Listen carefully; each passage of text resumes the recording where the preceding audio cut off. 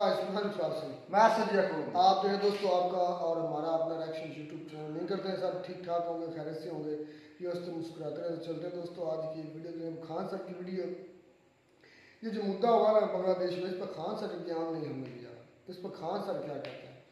आप इसी बांग्लादेश के मुद्दे पर खान सर की बातें हैं दोस्तों, सुनते हैं कि पहले बातें फिर सभ्य लोगों के बीच में एक अनजान व्यक्ति को रहने में दिक्कत नहीं होता है। जैसे बांग्लादेश में तख्ता पलट हुआ, वहाँ माइनॉरिटी की हालत खराब हो जाएगा। सिख हो गए, जैन हो गए, हिंदू हो गए, बौद्ध हो गए, ईसाई हो गए, और सब के बीच में एक अनजान आदमी नहीं रह सकता।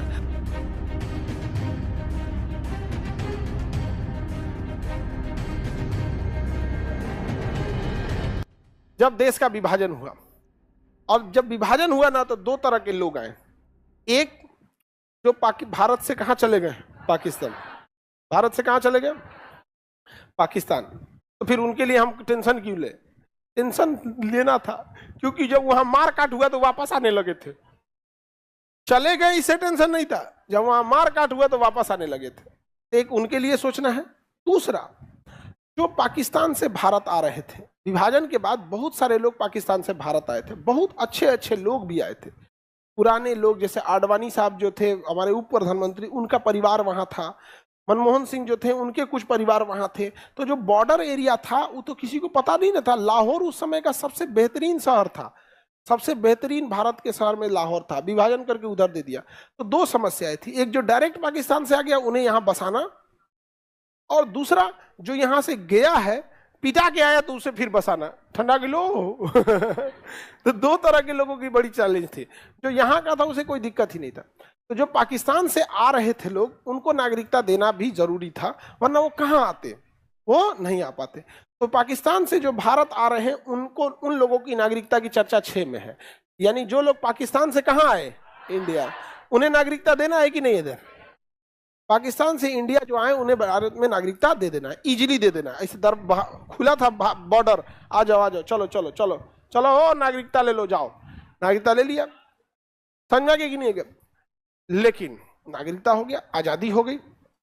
आजादी को 1 साल बीता ना, 1948 आया, तो लोग पूछे कितने लोगों को आपने नागरिकता दिया है?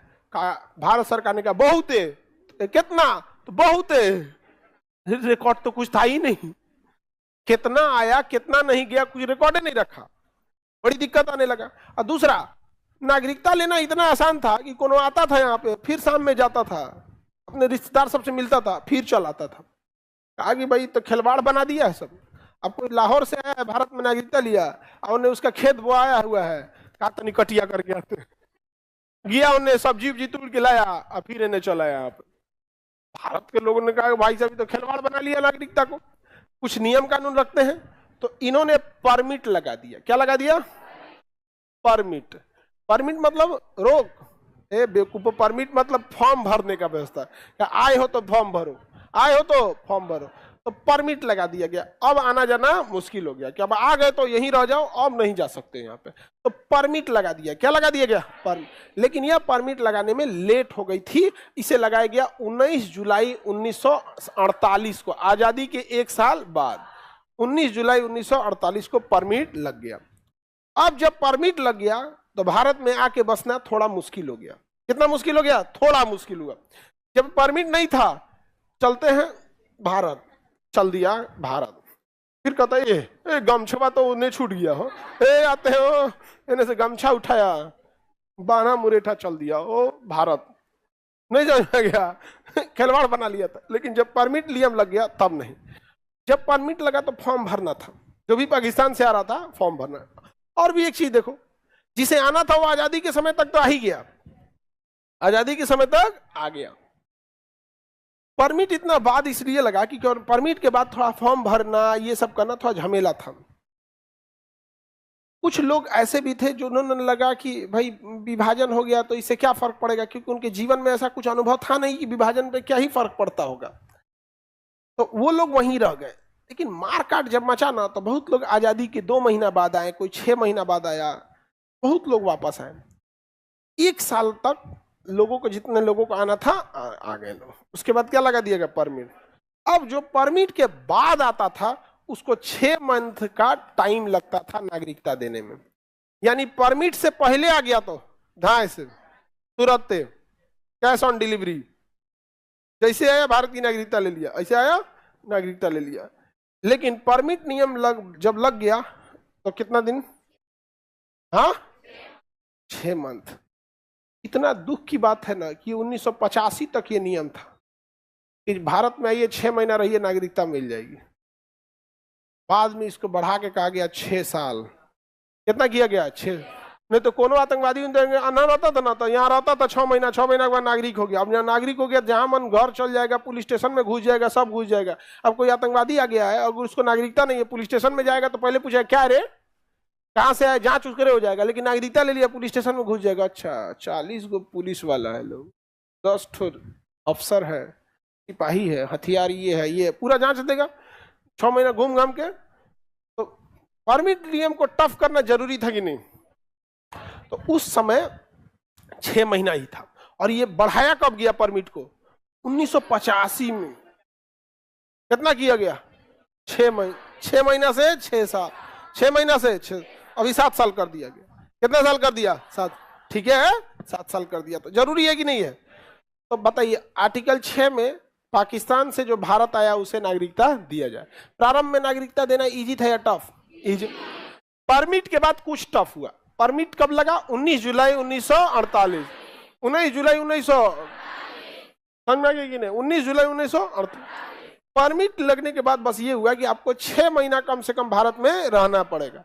तो भी ये उतना टफ नहीं था। हालांकि अभी आप लोग को लगता होगा कि इतना बेवकूफ वाला कानून कैसे बनाया? 6 महीना, जब इंटरनेट नहीं था, जब हवाई यात्रा इतनी नहीं थी, तो लोग देश छोड़ के जल्दी जाते नहीं थे।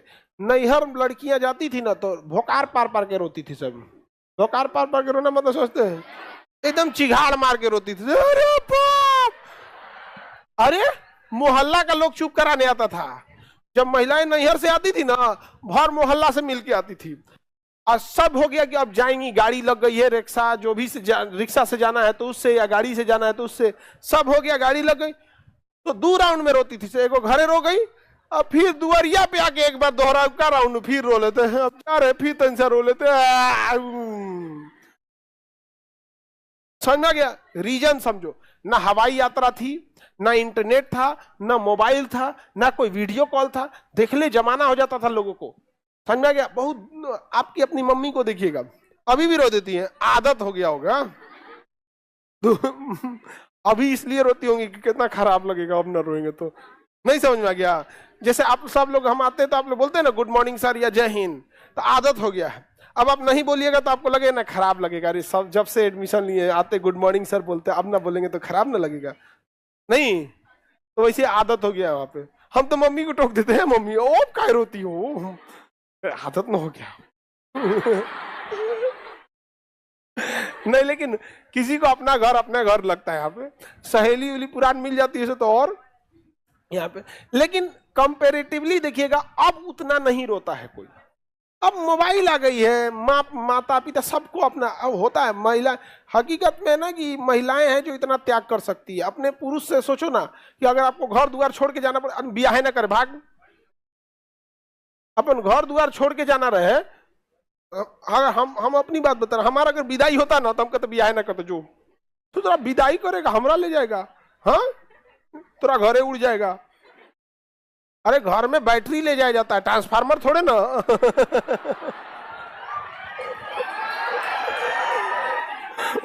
हमरा लेके जाएगा वहां पे, तबाही बचा देंगे हम सब जना को। बहुत मुश्किल होता, वापस पहुंचा देता सब। जानते हो कैसे? वैसे ही ढोल बाजा से। अरे भाई हमसे गलती हो गई, लो ये आदमी को नहीं ले जाएंगे हम, यहाँ माफी। लेकिन ये सब पता नहीं कैसे विदाई सह लेती है सब। समझा गया?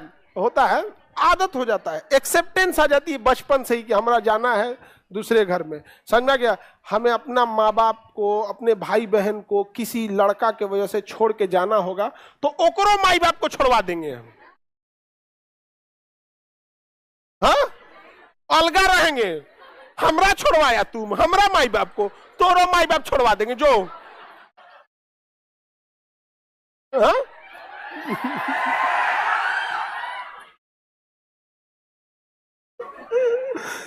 ऐसा नहीं होता जी, यही मेन कारण है। अरे बाप रे बाप, बहुत खतरनाक खतरनाक चीज हो जाता है यहाँ पे। तो पाकिस्तान से भारत आए लोग, समझ में आ गया। तो पहले 6 महीना ही क्यों दिया गया था? पहले लोग 6 महीने ही नहीं रहते थे दूसरे देश में।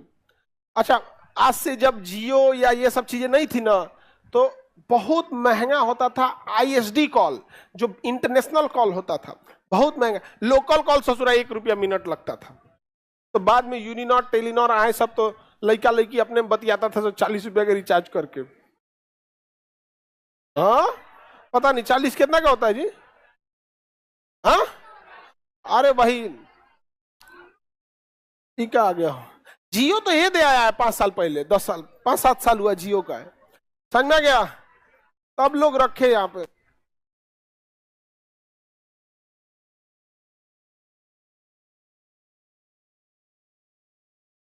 किसी को कोई दिक्कत है तो बोलिए। परमिट नियम 6 महीना शुरू में था, वो तो कोई गड़बड़ नहीं था। अभी 6 महीना तो पता नहीं चलेगा कब बीत गया।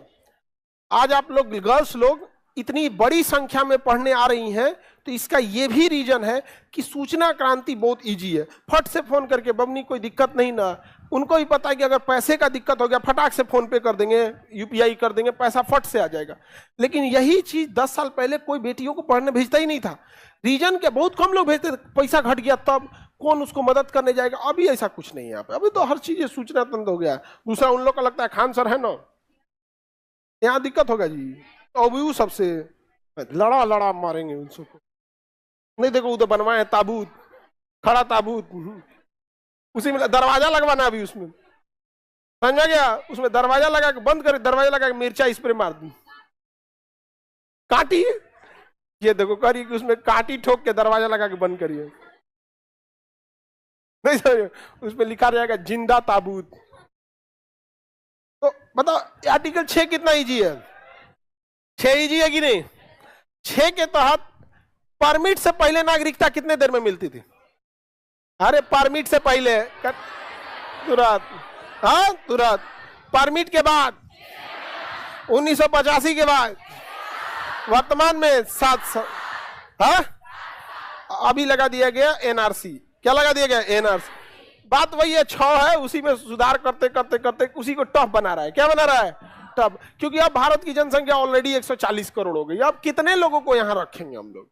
नहीं समझ में आ गया यहाँ पर। लेकिन रिलीजियस परसिक्यूशन जिनके साथ होता है, धार्मिक प्रताड़ना, उन्हें रखना जरूरी भी है। अब जैसे बांग्लादेश में तख्ता पलट हुआ, वहां माइनॉरिटी की हालत खराब हो जाएगा, सिख हो गए, जैन हो गए, हिंदू हो गए, बौद्ध हो गए, ईसाई हो गए, जिना आराम हो गए। पाकिस्तान में बहुत मुश्किल हो जाएगा यहाँ पे, क्योंकि देखिए सभ्य लोगों के बीच में एक अनजान व्यक्ति को रहने में दिक्कत नहीं होता है, या एक अलग टाइप के लोगों को रहने में दिक्कत नहीं होता, लेकिन असभ्य के बीच में एक अनजान आदमी नहीं रह सकता। तो भारत में किसी भी धर्म के लोगों को रहने में कोई खास दिक्कत नहीं है यहाँ पे। लेकिन पाकिस्तान में ना असभ्यों की संख्या ज्यादा है, जबकि जितने अलग अलग विचारधारा के लोग रहेंगे उतनी अच्छी बात है, अलग अलग थिंकिंग आएगी। लेकिन उनको लगता है सब एक के डिजाइन से रहे, तो गड़बड़ बात है ना। एक बीमारी आएगा तो सब बीमार हो जाएगा, नहीं समझे? आप ही अगर दूरदर्शी हैं, आपके पास 100 एकड़ जमीन है, क्या 100 एकड़ में आम लगाइएगा? पता चला कोई बीमारी आया तो आम सब गया, या सरकार कह दिया आम पे प्रतिबंध, सब चल जाएगा? नहीं तो कह देगा कोई बीमारी निकल जाएगा, आम खैला से आंख गिर जाता है बाहर, कोई आमे नहीं खाएगा। तो बेवकूफ आदमी जो होता है ना, एक के पे डिपेंडेंट रहता है। 100 एकड़ है तो भाई आम लगा दो, केला लगा दो, कुछ सब्जी लगा दो, कोई अरे हर चीज रहना चाहिए कि नहीं रहना चाहिए? तो पाकिस्तान का तो एक के धर्म के लोग यहाँ रहेंगे। अरे बेवकूफ, क्यों एक ही धर्म के लोग रहेंगे? सबको रहने दो। भारत कैसा है, सब लोग यहाँ रहते हैं यहाँ पे। तो परमिट नियम कितना में? 6 में। समझ में आ गया? अनुच्छेद 5 प्रारंभ में नागरिक, हम लोग को किसके तहत मिला है? 5, हाँ प्रारंभ में मिल गया हम लोग को। और 6 में जो लोग आए थे उन्हें नागरिकता दिया जाए। समझ में आ गया कि नहीं? जो लोग आए थे उन्हें नागरिकता क्या किया जाएगा? दिया जाएगा। हम लोग के पूर्वज के पास, हम लोग के दादा परदादा के पास ऑप्शन होगा पाकिस्तान जाने के लिए। बहुत अच्छा कि ये लोग नहीं गए, नहीं तो आज हम बम चला रहे होते लाहौर में, आप लोग सुन रहे होते अरे कोनो खान नाम का आदमी है बम फेंक रहा है उधर लाहौर में, क्योंकि जहां जो रहते वही शिक्षा मिली रहती। नहीं समझे? जैसे आज हम कैसे कहते हैं कि अरे बड़ी अच्छा, कोई हार्ड से हार्ड टॉपिक समझा देते हैं खान सर, बोलते हैं ना।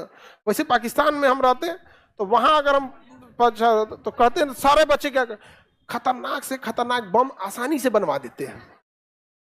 बहुत अच्छा आदमी है, परमाणु बम बनवा देता है। ठीक हुआ हम लोग नहीं गए, बहुत दिक्कत हो जाता है यहाँ पे, और भी दिक्कत, महिलाओं को और दिक्कत होता।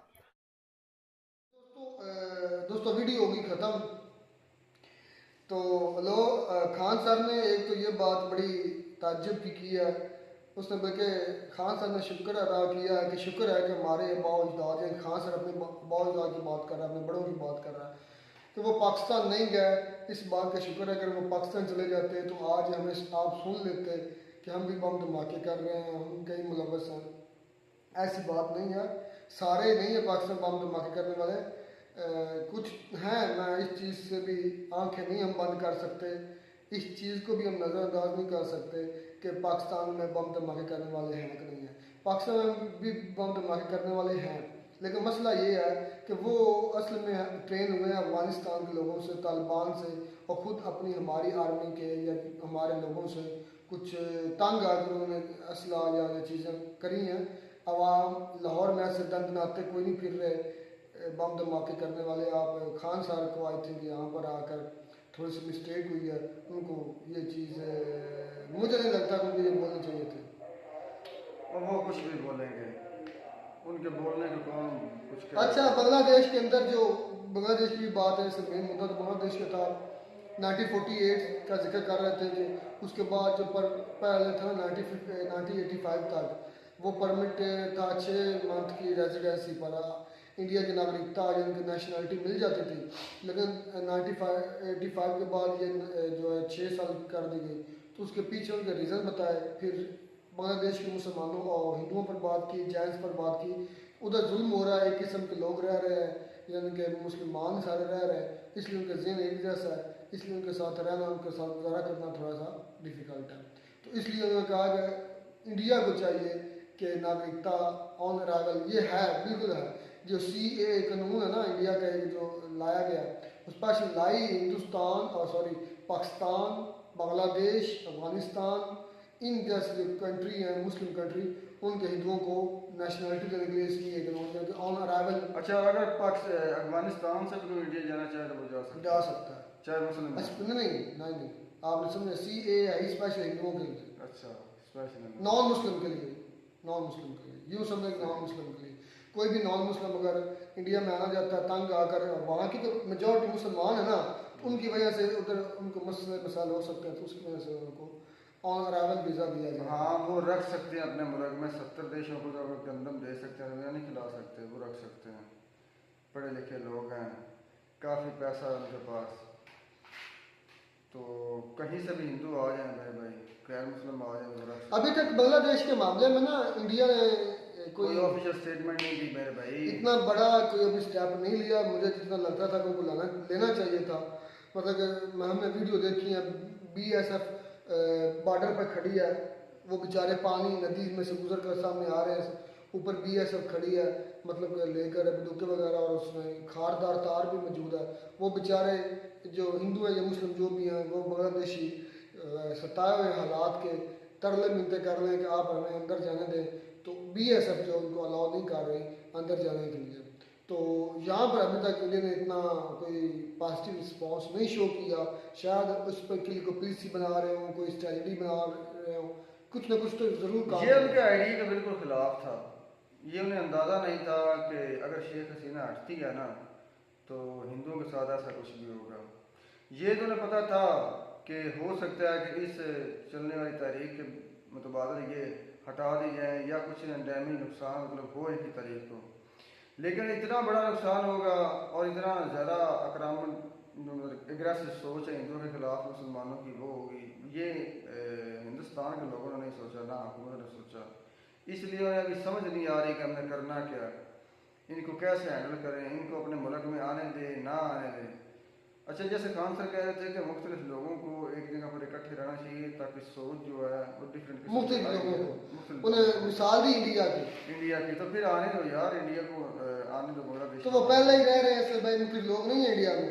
हमारे यहाँ तो एक ही मजहब के लोग ज्यादा हैं, उधर हर मजहब के लोग मौजूद हैं। मेरी बात समझने की कोशिश करो। मैं कह रहा हूँ कि ठीक है, आपकी बात अगर ठीक है तो उन्हें भी आने दो, हैंडल करो, उन्हें भी मैनेज करो। मैं भी ना इस बात से मुतफिक हूँ कि जहाँ एक किस्म के लोग रहेंगे वहाँ अगर कोई हमला होता है, कोई मसला पैदा होता है तो वो सब के लिए फिर बराबर हो जाता है, फिर सब उसमें रगड़े जाते हैं। तो जो डाइवर्सिटी है ना, चेंजेस है, डाइवर्सिटी बड़ी ज़रूरी है, मैं इस चीज़ को मानता हूँ। और दुनिया रिच है इस लिहाज से, सबसे ज़्यादा डाइवर्सिटी मुझे अगर दुनिया में कहीं देखने को मिली है तो वो इंडिया में मिली है। अगर यूरोप आप घूमें तो सारा क्रिश्चियन, यूएस से फिरे क्रिश्चियन, यूके फिरे क्रिश्चियन, एशिया में पाकिस्तान फिरे मुस्लिम, इंडोनेशिया मुस्लिम, या एशिया में बाकी जो मिडिल ईस्ट कंट्री है सारे मुस्लिम हैं, ठीक है। लेकिन मसला ये है कि इन तमाम कंट्री में अगर सबसे ज़्यादा अगर डाइवर्सिटी रिच है तो सबसे ज़्यादा अमीर इस मामले में वो इंडिया है। खूबसूरती है ये उसकी। अमीर है? हाँ, मैं इसको अमीर मानता हूँ। तुम मानते फिर हो, तुम्हारे मानने का क्या है? वैसे भी अमीर नहीं है। तुम्हारे मानने से तो ये दुनिया का एक नंबर अमीर तरीन मुल्क हो सकता है, वो तो मैं कह सकता हूँ। नहीं, अमेरिका जैसे मुल्क में भी मेरे भाई काफ़ी मुल्कों के लोग और काफ़ी जो है ना मैं मानता हूँ मजहबों के लोग, लेकिन इतनी तादाद में इतनी कंसंट्रेशन यार जितना वो बड़ा मुल्क है ना, इतनी परसेंटेज में नहीं है। मेरी बात सुन, जितना वो बड़ा मुल्क है, तुमने अक्सर देखा है कि उनकी तकरीबन हाफ आबादी है, आधे काले हैं, या 30% कर लो, 3 हिस्से कर लो अंग्रेज़ों के, 1 हिस्सा उनका कर लो अफ्रीका। जहाँ तक सुनने में आया कि जो असल अमेरिकन है ना वो है ही ब्लैक। हाँ जी, हिस्ट्री पढ़ो। तो ये जो दूसरे मुल्कों से गए, ये गोरे जो गए ना, फ्रांसीसी गए, हाँ जी, ये गोरे हैं। जर्मन गए हैं मेरे भाई, ये सारे मिली भगत है। असल अमेरिकन तुम देखोगे वो दराज कद होंगे और मजबूत होंगे, ब्लैक कलर के होंगे मेरे भाई। जिसमें ओबामा, अच्छा, उसमें वो एक और क्लेम करते हैं अमेरिकन, वो कहते हैं कि जो हमारी असल पहचान है वो हमारे अपने मतलब जो ना लोग हैं, तो ये सभी को एक जैसा कर देते हैं। अच्छा, जो इंडिया से जाते हैं या पाकिस्तान से जाते हैं या मतलब कि चले जाते हैं मेडलिस्ट के जो दूसरे मुल्कों से चले जाते हैं, जब उन्हें नेशनैलिटी मिलती है तो वो भी अमेरिकन कहलाते हैं। लेकिन देखो, ये मुख्तलिफ लोगों को इकट्ठा करने वाला ये भी एक बहुत बड़ा मुल्क है। समझ में आई? कौन? अमेरिका की बात कर रहा हूँ। नहीं, अमेरिका में इतनी परसेंटेज नहीं है सर भाई। यार मैं तुम्हें बताता हूँ, इंडिया में दो ही जो है ना कि 2 किस्म के लोग ज़्यादा हैं, एक हिंदुइज्म के मतलब मानने वाले और एक मुसलमान के मानने वाले, बाकी तकरीबन एवरेज में काफ़ी कम है इन दोनों से। ऐसे ये चीज़ है। चलो, ये बात ये है कि बांग्लादेश के साथ मुझे एंड पर यही कहूँगा कि इंडिया थोड़ा सा बेहतर बर्ताव और मजीद करना चाहिए। दिल को ज़रा खुला करो। मिलता रहेगा मैं नाटक साथ। God bless you.